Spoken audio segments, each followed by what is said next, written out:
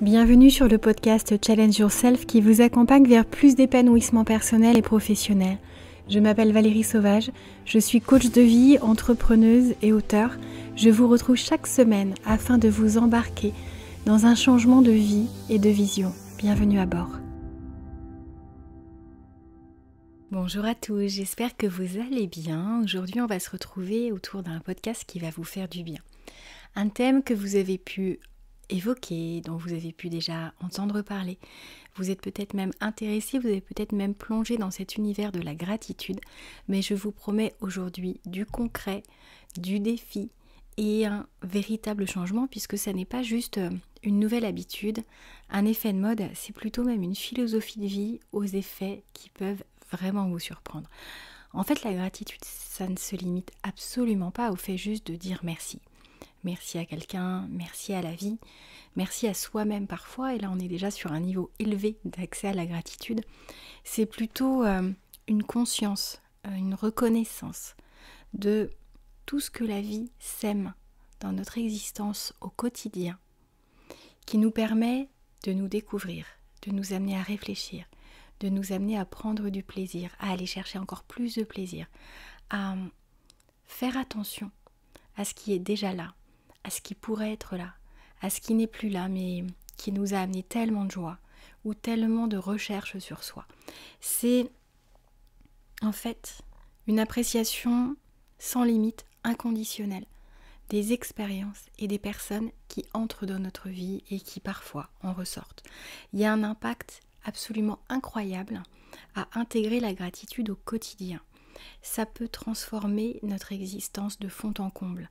Ça transforme notre perspective, ça peut vraiment améliorer notre manière de gérer toutes les situations, toutes les relations, tout ce qui arrive dans notre vie, que ce soit de négatif ou même de positif. Ça enrichit la vie de manière générale. Alors vraiment, j'avais envie de vous apporter un contenu de qualité en poussant sur des méthodes, sur des pratiques qui peuvent littéralement changer votre vie. Et je ne vais pas rentrer dans des détails que vous avez déjà entendus et réentendus comme des journaux de gratitude.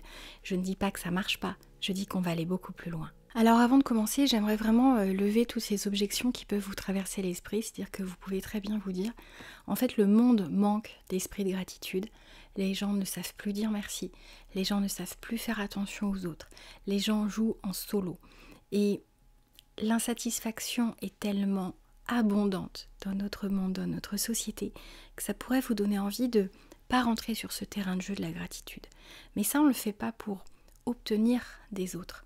On le fait pour se donner à soi un cadre de vie absolument exceptionnel, pour ouvrir les vannes de l'abondance, pour accéder à un mieux-être, à plus d'optimisme et d'enthousiasme, à plus de créativité, à plus de résilience. Il y a des bénéfices qui sont absolument incroyables dès qu'on comprend l'impact que peut produire la gratitude quand on l'intègre au quotidien dans sa vie. Alors on envisage souvent la notion de gratitude dans le rapport à l'autre et c'est important de commencer par soi. Et je vais commencer par la gratitude envers soi-même. C'est-à-dire que c'est pas un acte narcissique, c'est pas le fait de se regarder le nombril ou de se dire je suis tellement exceptionnelle, j'ai tellement de qualités, de talent, que je suis supérieure à cet ensemble d'individus qui peuplent le monde.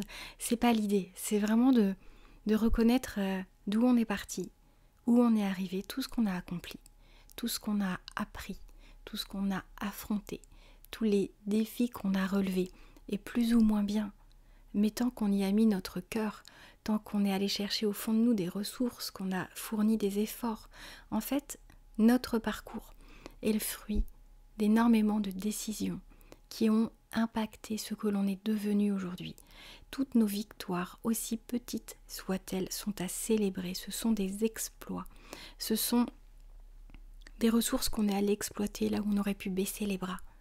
Et il y a tellement de personnes autour de vous qui vous disent « j'y arriverai pas, je peux pas, c'est pas en moi, c'est pas ma nature, c'est plus facile pour toi, moi c'est pas mon truc ».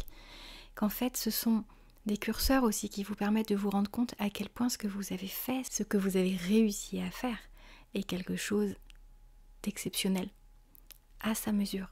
Et on n'est pas là pour comparer avec ceux qui ont fait beaucoup plus, comparer par rapport à ce que vous vous sentiez capable de faire au départ. Et même quand on a confiance en soi, et même quand on se rend compte qu'au fond de nous, on dispose d'énormément de ressources, d'énormément de capacités, d'habiletés, d'habitudes, de compétences. Ça n'enlève en rien le fait que les employer est une victoire en soi. Vous pouvez très bien vous en rendre compte, mais pas avoir le courage de vous mettre en action. Vous pouvez très bien déléguer l'ensemble des choses qui vont vous permettre de sortir d'une situation difficile.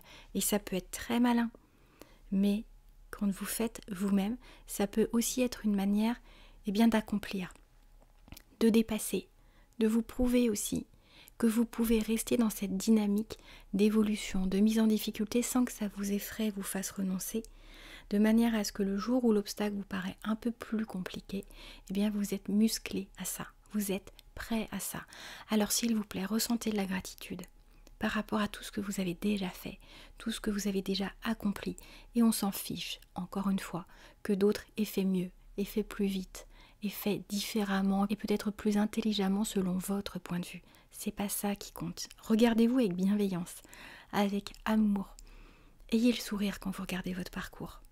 Voyez à quel point, des fois, vous n'avez pas emprunté la voie la plus simple, la plus évidente, la plus logique. Mais pour autant, ce qui compte, c'est d'avoir essayé. Parfois, peu importe le résultat.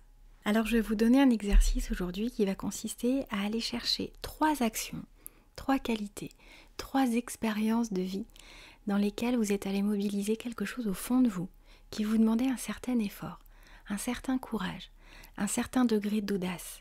Et vous l'avez fait.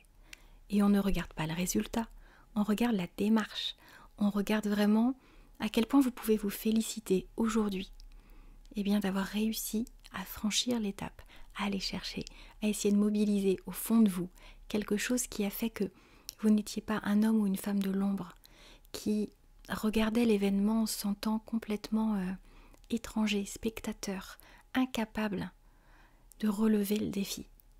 Prenez la pleine mesure de tout ce pouvoir dont vous disposez et encore une fois, le résultat n'importe pas. Et si vous avez au compteur des victoires absolument incroyables avec des résultats qui sont alignés, soyez fiers de vous. Félicitez-vous. Ne vous contentez pas d'y penser, ressentez cette fierté, ressentez cet accomplissement, ayez le sourire aux lèvres. Faites vraiment en sorte que quand vous vous mettez en marche dans cette direction, quand vous faites preuve de résilience, de cran, de courage, ça ne soit pas quelque chose sur lequel vous passez trop vite en vous disant c'est normal, n'importe qui aurait fait ça, mais pas du tout. Combien de héros vous disent j'ai sauvé quelqu'un et n'importe qui aurait fait ça? Combien passent à côté? Regardez tous les scandales, toutes les actualités où les gens racontent que personne n'est intervenu pour les sauver. Alors oui, il y a un héros qui vous dit c'est normal. Et il y en a combien qui vous disent que le risque était trop important, qu'ils ne voulaient pas mettre leur vie en danger. Je vous prends un exemple extrême. Mais combien de fois des personnes relèvent la tête là où des milliers d'autres la baissent? Donc c'est important de savoir vous féliciter, de savoir souligner toutes ces qualités, ces compétences, cette force de caractère qui sommeille en vous. C'est quelque chose d'essentiel de commencer par la gratitude envers soi-même parce que des fois on attend des autres qu'ils nous donnent un retour, qu'ils nous manifestent leur gratitude et on ne le fait même pas nous-mêmes. Alors on n'est jamais si bien servi que par soi-même. Commencez par vous-même, commencez par observer et c'est un exercice que je vous demande réellement de faire.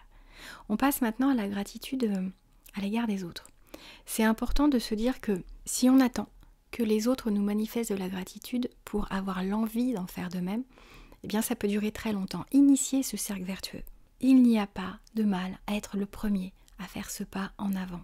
Même si la relation n'est pas au beau fixe, même si c'est un collègue un peu distant, un peu froid, même si c'est un ami qui ne prend pas de vos nouvelles aussi souvent que vous pourriez l'espérer. Quand quelqu'un est sympathique avec vous, quand il est serviable, quand il est souriant, offrez-lui tout ce que vous pouvez lui offrir. Alors, attention, je ne suis pas en train de vous dire de vendre votre maison, juste de réussir à lui renvoyer quelque chose qui lui fait du bien. Et acceptez, prenez ce qu'il vous a offert, qui vous fait du bien. Arrêtez avec ce sentiment de redevabilité, de gêne, parce qu'on vous a aidé, parce que vous voulez faire vous-même. Prenez.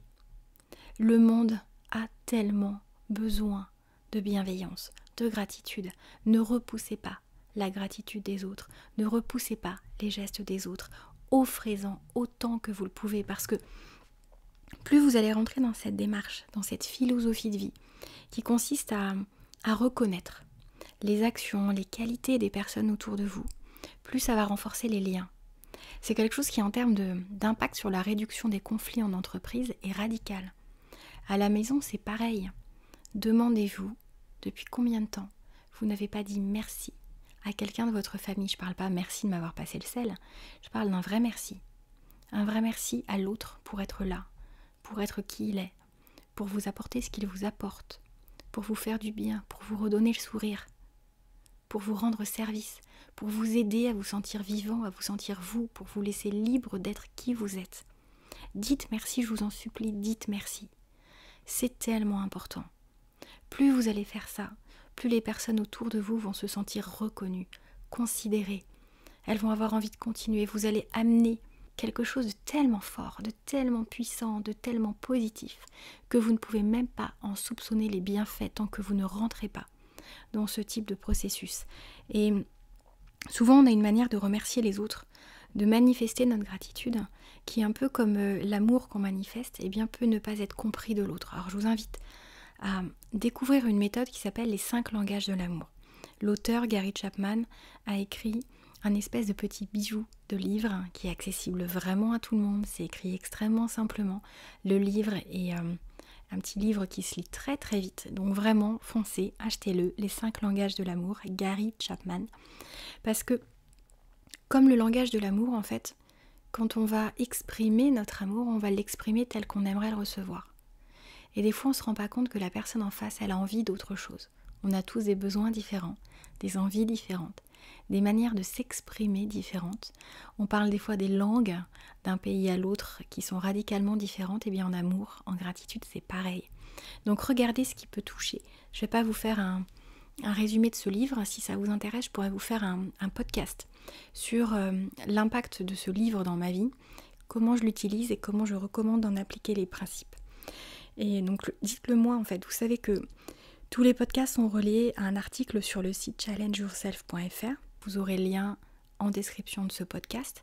Vous savez que je vais plus loin encore dans l'article, ce qui permet d'explorer, d'avoir des exercices différents. Et puis même à chaque fois, à chaque article, je vous mets un lien vers un bonus qui vous permet, étape par étape, de savoir comment avancer, progresser, apprendre sur ce sujet pour réussir à en tirer le maximum de bénéfices.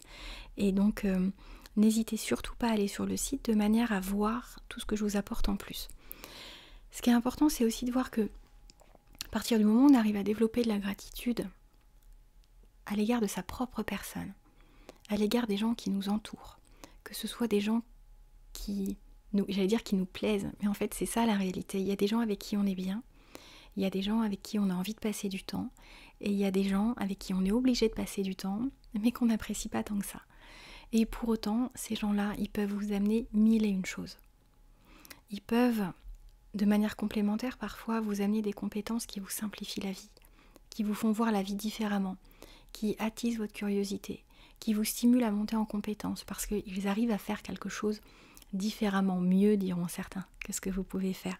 Et alors, quelle plus belle motivation que de franchir la marche en se disant moi aussi en fait, j'ai envie de savoir faire aussi bien.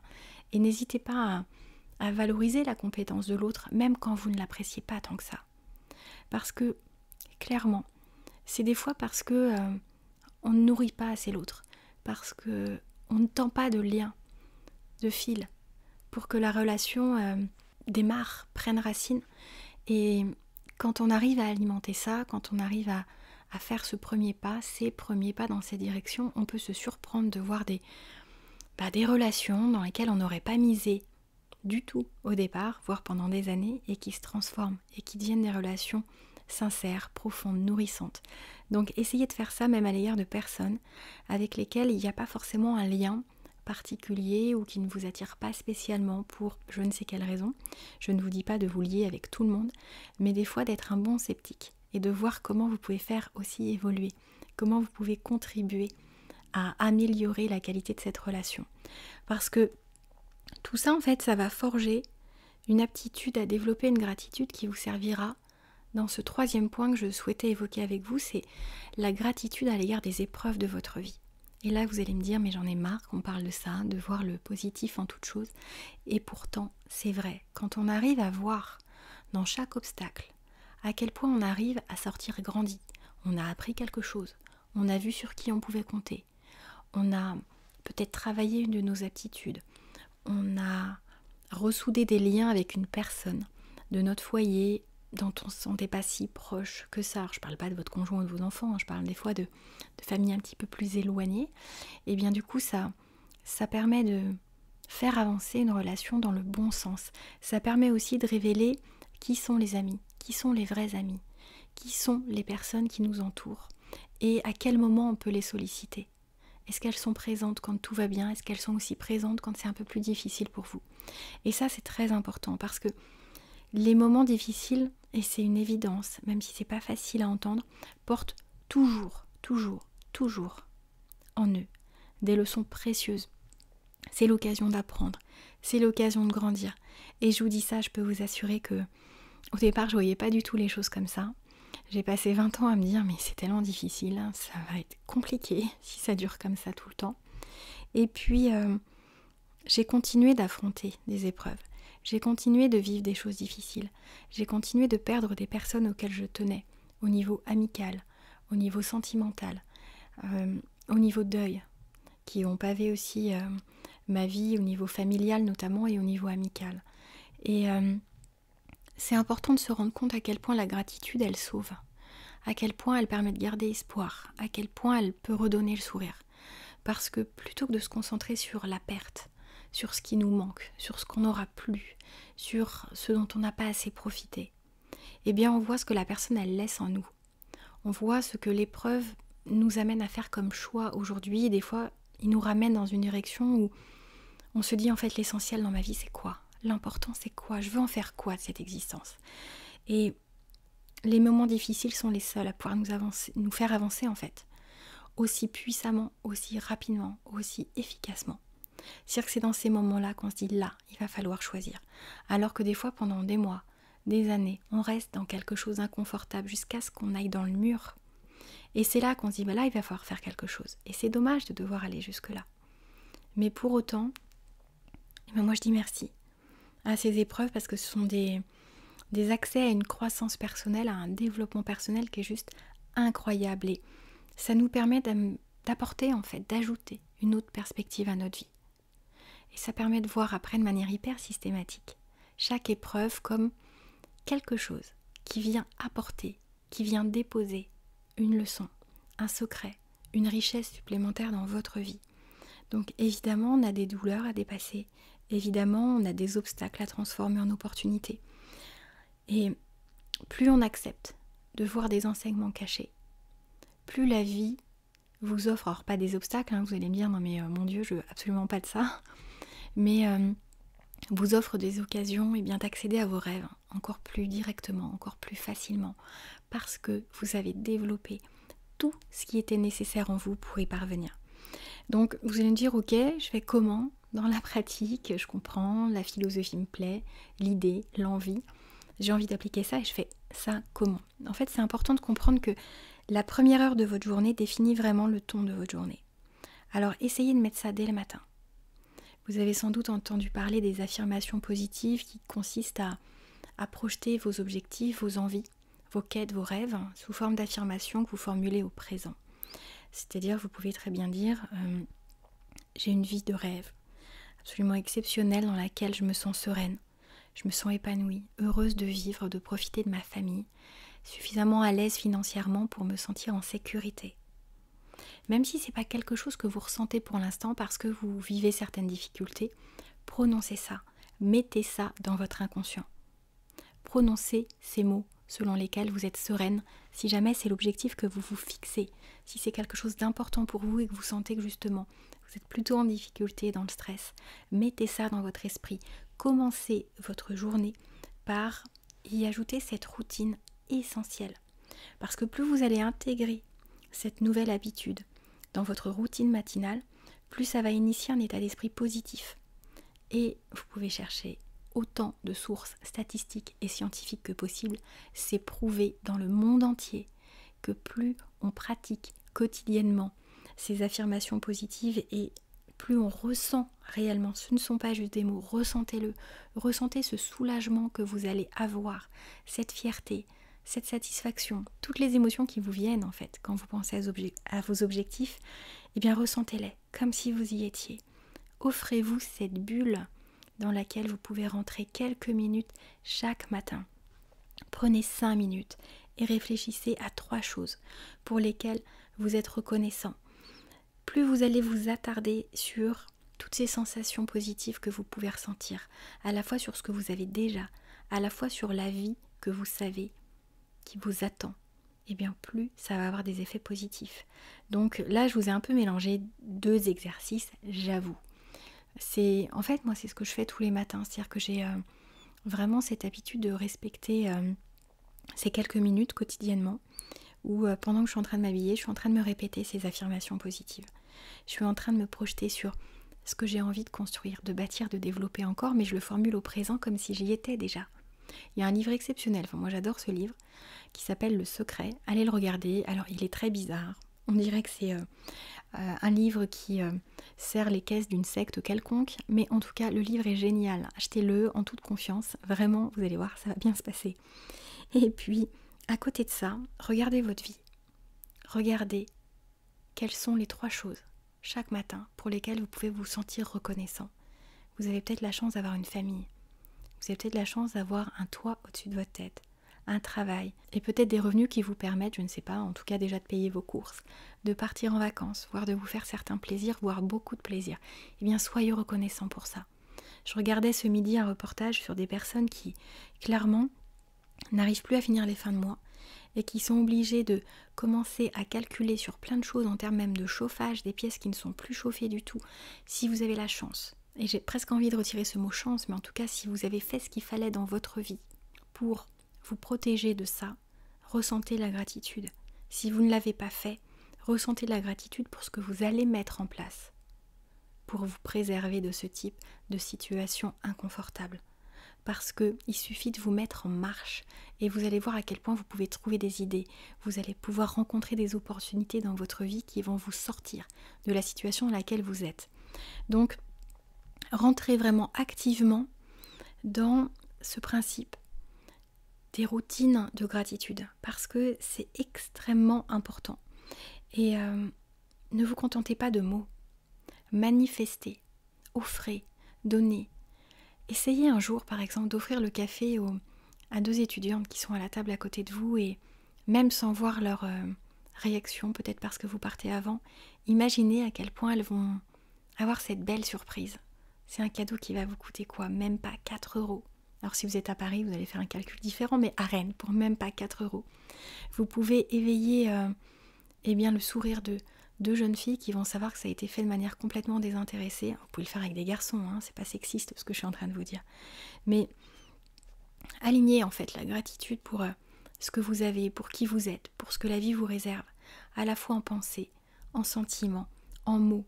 C'est extrêmement important d'y ajouter aussi quelques actes, de laisser un mot de remerciement à quelqu'un qui vous a touché, qui vous a fait plaisir. Mettez un avis positif dans un restaurant qui vous a particulièrement bien accueilli. Nommez le nom de la serveuse. Faites quelque chose. Ne vous contentez pas d'un mot et ne reprenez pas votre vie comme si cet instant n'avait jamais existé. Prenez 1 minute de votre temps pour faire un geste de gratitude. C'est extrêmement important parce que la gratitude, c'est un outil de transformation. C'est pas juste une démarche, c'est pas juste une philosophie, c'est pas simplement une émotion, c'est l'occasion de changer littéralement votre perspective. Quand c'est intégré vraiment de manière constante comme rituel, comme manière de voir toute situation, toute relation, tout obstacle, toute belle surprise aussi, c'est quelque chose qui change votre vie. Quand j'ai pensé le programme dont je vous ai déjà parlé la semaine passée, qui va vous offrir un réalignement total de votre épanouissement personnel et professionnel sur vos valeurs, sur qui vous êtes, sur ce que vous voulez faire de votre existence. J'ai intégré la gratitude et la pratique de la gratitude avec des exercices avancés qui vont vous permettre, plutôt que de tâtonner, de voir quelles sont les bonnes pratiques, les bons outils, les bonnes habitudes à mettre en place simplement partout et tout le temps quelle que soit votre histoire, votre parcours et votre âge, vous allez y arriver. Et c'est quelque chose qui produit de tels effets que c'est pour ça que beaucoup en parlent comme d'un outil magique, comme cette pensée qui attire à soi tout ce dont on rêve. Et je peux vous assurer que ça n'a rien de magique. C'est quelque chose d'extrêmement prouvé, c'est quelque chose dans lequel je crois beaucoup, que j'expérimente tellement souvent, je ne peux pas vous dire au quotidien parce que c'est même plusieurs fois dans la journée, que je ne peux que vous inviter à approfondir votre compréhension et votre pratique de la gratitude parce que c'est essentiel dans toute transformation durable et significative. Alors, c'est important de penser à ces points, à ces gratitudes à 3 échelles à l'égard de soi-même, à l'égard des autres personnes, à l'égard également des obstacles et des épreuves que vous allez rencontrer dans votre vie. S'il vous plaît, dites merci. Dites-vous merci d'être qui vous êtes, d'avoir réussi à devenir qui vous êtes. Regardez toujours d'où vous êtes parti et pas simplement le chemin qui vous reste à parcourir. Ne soyez pas négatif, mettez de l'optimisme, de la fierté, de l'accomplissement. C'est essentiel. Et je peux vous assurer que si vous lancez même dans un défi où pendant 30 jours vous pratiquez la gratitude et vous vous lancez même ce défi de partager ce podcast à quelqu'un avec qui vous allez vous lancer en binôme dans ce défi où tous les jours vous faites ce que je vous ai indiqué, ça va changer votre vie. Alors je vais vous donner un défi. Vous allez avoir une action à faire. C'est d'aller sur le site de Challenge Yourself et d'aller immédiatement sous l'article qui est relié à ce podcast sur la gratitude. Vous allez me mettre en commentaire un hashtag et 3 choses dans votre vie pour lesquelles vous ressentez de la gratitude. Vous n'attendez pas demain, vous n'attendez pas dans 1 heure, là, maintenant. Vous prenez 2 minutes, vous allez sur le site Challenge Yourself et dans les commentaires de cet article qui se trouve donc sur le blog de Challenge Yourself, vous allez me mettre hashtag merci à ma famille d'être là pour moi. Merci à cette opportunité de job incroyable dont je n'aurais su rêver. Merci pour ces vacances magnifiques que mon chéri tu m'as offert. Merci pour ton petit mot de soutien, ma très chère Françoise. Merci à moi de savoir mobiliser ce courage dont j'ai eu besoin pour franchir telle étape. S'il vous plaît, vous me trouvez 3 choses, mais vous ne terminez pas votre journée sans avoir déjà engrangé cette nouvelle démarche. Je vous embrasse très très fort. Si vous avez aimé ce podcast, s'il vous plaît, dites-le moi, partagez-le, enregistrez-le, notez-le. Si vous n'avez pas encore noté ce podcast, s'il vous plaît, prenez 1 minute pour le noter. Ça vous fait 3 minutes là, d'effort que je vous demande.